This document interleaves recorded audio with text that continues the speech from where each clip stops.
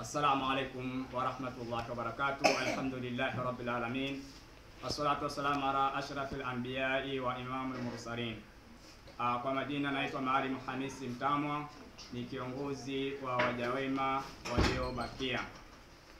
Nikiwa katika mwendelezo kuweza kupokea vitabu vya dini, misahafu, juzuu, mikeka, lakini pamoja na nguo kwa ajili ya kwenda kuwapelekea wanafunzi wa madarisi wanaoishi vijijini.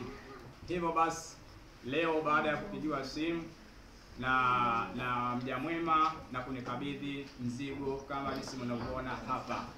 Hizi ni juzuu kama jinsi mnavyoziona. Hizi ni juzuu zipatazo 150. Hizi juzuu 150 ambazo nimezipokea kutoka kwa mjamwema. Lakini hapa kuna misahafu. Hii ni misahafu iko 15.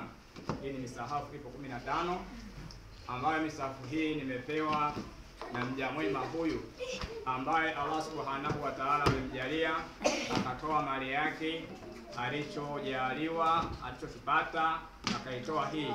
Lengo ni nini? Ni kuniunga mkono katika harakati ambazo nazozifanya za kuweza kwenda kuwapelekea wanafunzi wa madarisi wanaoishi vijijini. Na safari hii mzigo huu utaelekea mkoani Singida. Lakini pia naendelea kukusanya nguo ambazo watu wameshavaa kidogo au mpya, zote zile napokea. Hii ni kazi nzuri ambayo inayoendelea.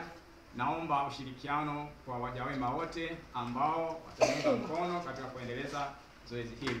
Lakini pia nimepata mzigo mwingine huu wa juzuu kutoka kwa mjamwema mwingine. Mizigo hii yote nimeipokea leo. Ashhadu an la